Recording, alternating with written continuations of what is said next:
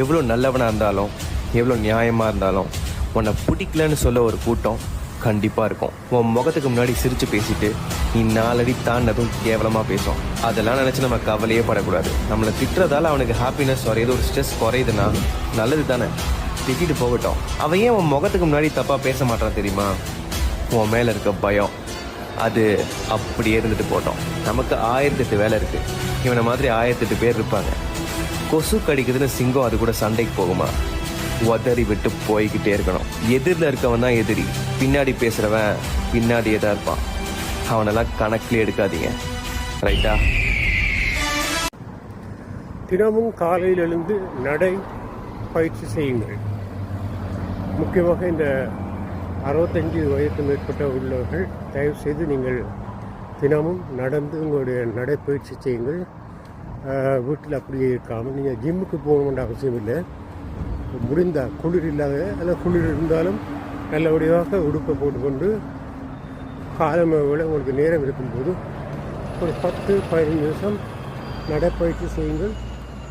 இது முக்கியமானது. நீங்கள் நடைப்பயிற்சி செய்யும்போது உங்களுடைய பிளட் சர்க்குலேஷன் சீராக செயற்பட்டு உங்களுடைய உடல் உறுப்பில் உள்ள அனைத்து கலங்களுக்கும் ஆக்சிஜன் மற்றது குளுக்கோஸ் மூலக்கூறுகள் எல்லாம் சீராக சென்றடையும்.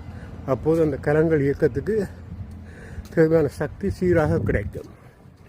எனவே தயவு செய்து வீடுகளில் பென்ஷன் எடுத்து போட்டு சும்மா இருப்பார்கள் பெரும்பாலான பெரியவர்கள்.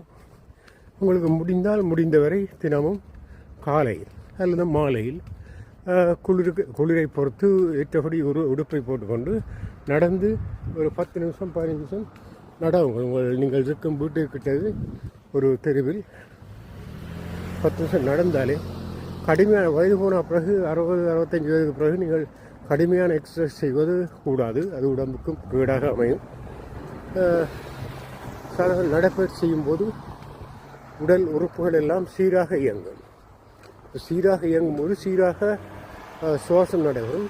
சீராக சுவாசம் நடைபெறும் போது உங்களுடைய உடலில் உள்ள குளுக்கோஸ் அளவு கூடி இருந்தால் குறையும், பேர்ன் பண்ணப்படும். அதாவது நடக்கும்போது உடல் உறுப்புகள் இயங்குவதற்கு சக்தி தேவைதானே, அந்த சக்தியின் அடிப்படையில் அது பேர்ன் பண்ணப்படும் போது உங்களுடைய குளுக்கோஸ் லெவல் சீராக்கப்படும். மற்றது வியர்வை ஏற்படும். இப்போ உடம்பு ஒரு ஆரோக்கியமாக இருக்கும் என்பதை அன்புள்ள நேயர்களுக்கு அறிய தருகிறேன். மற்றது நீங்கள் இப்போது சமர் ஓரளவு முடிஞ்சு கனடாவில் இலை உதிர்காலம் வந்து கொண்டிருக்கிறது. பாருங்கள், மரங்கள் எல்லாம் இப்போது பழுக்க தொடங்கிவிட்டது. சிவப்பு மஞ்சள் என்று இலைகள் எல்லாம் இருக்கிறது. இப்போ அவர்களும் தாங்கள் ஓய்வெடுப்பதற்கு தயாராகி கொண்டிருக்கிறார்கள். ஓய்வெடுப்பதற்கு அவர்களும் ஒரு 5-6 மாதம் ஓய்வெடுக்க இவ்வளோ ஆதாரம் அவர்கள் என்ன செய்தார்கள்? எங்களுக்கு தொண்டு செய்தார்கள். இந்த மரங்கள் எல்லாம் வந்து என்ன செய்தது? அவர்கள் பசுமையாக வளர்ந்து இந்த ஆக்சிஜனை சீர்நிலையில் இந்த வளிமண்டலத்தில் வைத்திருப்பதனால் தான் நாங்கள் சீராக சுவாசித்து நல்லபடி செய்வோம். அது அவர்கள் செய்கிற உதவி எங்களுக்கு பெருசாக தெரியாவிட்டாலும் நாங்கள் ஒரு சிறிய உதவியை செய்து பெருசாக அலட்டிக் கொள்கிறோம். ஆனால் இந்த மரங்கள் பேருதவியை செய்துட்டு அமைதியாக இருந்து அமைதியாக தூங்க போகிறார்கள் இப்போது. எனவே இதை நாங்கள் உணர வேண்டும். ஓரறிவான மரத்துக்கு இருக்கிற அறிவு கூட 6 அறிவான மனிதனுக்கு இருக்க வேண்டும் இருக்கிறது. இருந்தாலும் அதை சரியாக பலர் பயன்படுத்துவதில்லை. எனவே நாங்கள் நாங்கள் என்ன சாதனையை செய்ய முயற்சித்தாலும் எங்களுடைய உடலையும் உள்ளத்தையும் சீராக வைத்திருக்க வேண்டும்.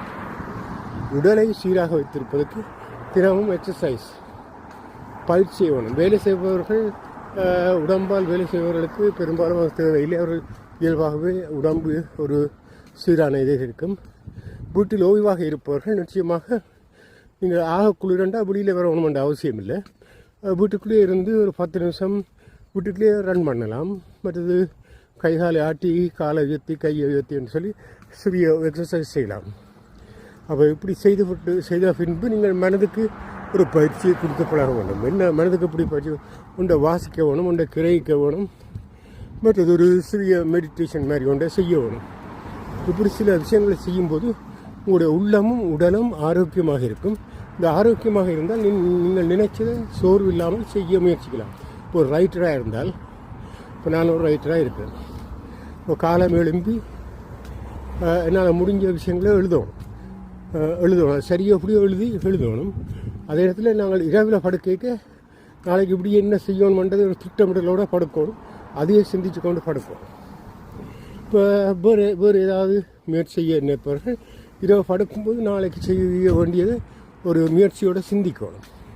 அப்படி சிந்திக்கும்போது தான் விடியெழும்பு. இப்போ நாங்கள் இப்போ வந்து சின்னல்ல அங்கே படிக்கிற காலத்தில் இந்த ஜியோமெட்ரி மற்றது வேறு ஏதாவது அந்த கணக்குகள் வந்தால் அதை சில விஷயங்கள் நாங்கள் சால்வ் பண்ண முடியாமல் இருந்தால் அதை இரவில் படுக்கைக்கு அதை பற்றியே நீங்கள் யோசிச்சு கொண்டு படுத்தால் விடியெழும்புக்கு அதுக்கு ஒரு விடி ஒன்று கிடைச்ச மாதிரி மனதில் தோன்றும். இப்படி தான் இருந்திருக்கும். சரியாக கூட பெரும்பாலும் இருக்கும். நாங்கள் படிக்கிற காலத்தில் அதெல்லாம் அனுபவப்பட்டிருக்கோம். இப்படி படித்தவர்களுக்கு அது பெரும்பாலான அனுபவமாக இருக்கும். அடுத்தது அதிகாலையில் எழும்பி பழக வேண்டும். 5 மணிக்கு உங்களோட பாடி கிளாக் மூலம் எழும்பக்கூடிய இருக்கணும். அதாவது எல்லாம் பற்றி எழும்புறதை விட நீங்கள் உங்களோட சிந்தனையை அதில் ஃபீட் பண்ணோன்னே இப்படி 5 மணிக்கு எழும்பணும்னு நினச்சி கொண்டு படுத்தா நிச்சயமாக நீங்கள் 5 மணிக்கு எழும்புவீர்கள். எழும்பினா என்ன செய்யணும்?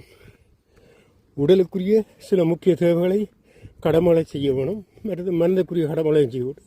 உங்களுடைய செயல்பாடுகளை தொடங்க வேண்டும். இப்படியாக நீங்கள் தினமும் செய்து கொண்டு வாருங்கள். இப்போ சில இன்னைக்கெல்லாம் எங்களுக்கு வயது கொடுத்து இனி நாங்கள் இதெல்லாம் செய்து என்ன சாதிக்க போகிறோம் கூட நீங்கள் நிற்கலாம். அதெல்லாம் தவறு. இப்போ உங்களுடைய இப்போ 1000 ரூபா பணம் இருக்குது. முழுதாக அந்த 1000 ரூபா இருக்க உங்களோட இளம காலம் மாதிரி இருக்க அது முழுசாக உங்களுடைய ஆற்றலாக இருக்குது. அப்புறம் முதுமை வரைக்கும் அந்த பணம் செலவழிகிற மாதிரி அது உங்களோட இளமையும் செலவழிஞ்சு கொண்டு வந்து முதுமையில் ஒரு கொஞ்சமாக மிஞ்சி இருக்கும். அப்போ 1000 ரூபாயில் 800 ரூபா செலவழித்தா 200 ரூபா இருக்குத்தானே. அந்த 800 ரூபா நீங்கள் தவறான செலவாக பயன்படுத்தினாலும் மிச்சம் 200 நல்ல வழியில் செலவழிக்க வேண்டும் என்ற ஒரு எண்ணம் பெற வேணும். அது மாதிரி தான் உங்களோட இளமையும் செலவழிந்து முதுமையாக குறைந்தாலும் இருக்கிற முதுமையாவது நாங்கள் இளமை கால ஆக்டிவோடு அந்த புத்துணர்வோடு செயல்பட்டால் ஏதோ இருக்கிற மிச்ச காலத்திலேயாவது ஏதாவது ஒன்றை சாதிக்கலாம். இப்போ நான் 2 புத்தகம் ஏற்கனவே வெளிவிட்டினான். இப்போ இன்னொரு புத்தகம் வெளிவிடணும்னு முயற்சி செய்து கொண்டிருக்கிறேன். இப்போ அது எவ்வளோ தரம் திருப்பி 3 வருஷமாக எழுதி கொண்டிருக்கிறேன். அதில் எத்தனை புலிகள் வர்றதாக இருக்கும். அப்புறம் திருத்தி இப்போ இறுதியாக வர்ற வருடம் வெளிவிட இருக்கிறேன். நிச்சயமாக அது சக்ஸஸாக வரும், சாத்தியமாக வரும்ன்றதான் என்னுடைய நம்பிக்கை. இந்த புத்தகத்தோடு என்ன பிரயோசனத்தோடு நீங்கள் நினைக்கலாம். உங்களுடைய அனுபவத்தில் நீங்கள் அறிஞ்சதை தெரிஞ்சதை அனுபவப்பட்டதை ஒரு எழுத்து மூலம் விட்டு செல்ல வேணும். இப்போ வள்ளுவர் திருக்குறள் எழுதின உடனே அவருடைய திருக்குறள் பிரயோஜனமாக இல்லை. அவர் மறைந்து எவ்வளோ காலத்துக்கு பிறகு யாரோ ஒரு ஆள் கண்டெடுத்து அதிலே 1330 சுவடுகளை கண்டெடுத்தது வழியாக அதுக்கு மேலே ஒரு எழுதியிருக்கலாம். அதுபோல் நீங்கள் ஒன்று எழுதி வைக்க உங்களோட காலத்தில் உங்களோட சக மனிதர்களால் நீங்கள் பெரும்பாலும் பாராட்டப்பட மாட்டீர்கள். அவர்களுக்கு போட்டி இருக்கும், பொறாமை இருக்கும். இல்லை இவர் என்ன ரெண்டு மாதிரி ஒரு கணிப்பு கூட இருக்குமே என்றால் அவர்கள் மற்றவர்களால் இயலாத காரியத்தை நீங்கள் செய்யக்க அவர்களுக்கு அது உடன்பாடாக இருக்காது. சிலோட ஒரு ஏன்னா கேளிக்கையாக பார்ப்பார்கள் அல்லது அது அவருடைய பிழையினம். உங்களோட திறமையில் உங்களுக்கு நம்பிக்கை இருந்தால் நிச்சயமாக நீங்கள் முடிந்ததை சாதியுங்கள். மற்றவர்கள் என்ன நினைப்பார்கள் என்ன அவர்கள் இப்போ சில பேர் போலிக்காக சில பெருமிதத்துக்காக மற்றவர்களை பாராட்டுவார்கள். அவர்கள் இப்போ நீங்கள் செய்கிற விட ஏதாவது கேவலமாக செய்தால் கூட அவர் பெரிய காசு அல்லது பணக்காரர் அல்லது பெரிய இது அந்தஸ்தில் இருக்கின்ற அவர்களை பாராட்டுவார்கள். ஆனால் நீங்கள் ஒரு நல்ல செயல் என்னால் அதை தட்டி விட்டு போவார்கள். இது மனசோடைய இயல்பு. இப்போ நீங்கள் எவ்வளவுதான் மற்றவர்களுக்கு உதவி செய்தாலும் இப்போ நாங்கள் இப்போ ஒரு சின்ன உதவியை செய்தாலும் அந்த உதவி வேண்டும் மட்டும்தான் அடிக்கடி கதைப்பார்கள், டெலிஃபோன் கதைப்பார்கள். நாங்கள் எடுத்தால் உடனே ஆன்சர் பண்ணுவார்கள். ஆனால் உதவி கிடைத்த பிறகு இதண்ண மாட்டார்கள், ஏனோ தானோண்டு இருப்பார்கள். அப்படி நாங்கள் நேரம் மாறி அடித்தா கூட நேரம் தவறி எடுத்தார் மற்ற இது சொல்கிறது, மற்ற இதை தந்துட்டு பெருசாக ஏதோ செய்கிறாருன்னு சொல்கிறது, மற்றது வாங்கின உதவியை சரியான முறையில் பயன்படுத்தாதாக்கள் என்று கன பேர் இருக்கிறோம். இது எந்த அனுபவத்தில் கூட நான் நிறைய கண்டிருக்கிறேன். அப்போ இதெல்லாம் மனுஷர்களை இட போடுறது மிக கடினம். எனவே மனிதர்களாகிய நீங்கள் உங்களை சரியாக வைத்து கொண்டால் மற்றவர்களை பற்றி கவலைப்படாதீர்கள். அவர்களுக்கு உதவி செய்ய தேவை என்றால் நீங்கள் அவருடைய உதவியை தேவை அறிந்து உண்மையாண்டு அறிந்த பின்பு அதை செய்ய பாருங்கள். மற்றபடி நீங்கள் முட்டாள்தனமாக சில உதவிகளை செய்து நீங்களே முட்டாளாகின கதைகளெல்லாம் எனக்கு கூட ஏற்பட்டிருக்கிறது. எனவே அதோடு நான் பெருசாக வெளியில் அழுத்திக் கொள்ள விரும்பவில்லை. எனவே எது செய்தாலும் மற்றவர்களுக்கு உதவியாக வாழ்வதுதான் மனசுக்கு ஒரு மனிதருக்கு நிம்மதி என்றதும் பேரின்பம் என்பதும் மற்றவர்களுக்கு உதவி செய்து அதில் வர்ற மற்றவர்கள் ஒரு சிலர் பாராட்டும் போது அதில் கிடைக்கிற இன்பம்தான் உண்மையான இன்பம் என்பதை மக்கள் புரிந்து கொண்டு நீங்கள் வாழும் காலத்தில் உங்களையும் பாதியாமல் மற்றவர்களையும் பாதியாமல் ஏதாவது நல்ல ஒரு முயற்சி செய்து வாழுங்கள். அதுதான் வாழ்க்கையின் முடிவு. இதன் மூலம்தான் நீங்கள் பிறந்த பயனை அடைய முடியும் என்று கூறிக்கொண்டு மீண்டும் ஒரு காணொலியில் சந்திக்கும் வரை விடைபெற்றுக் கொள்வது உங்கள் நேசன் எஸ்டி நாதன். நன்றி.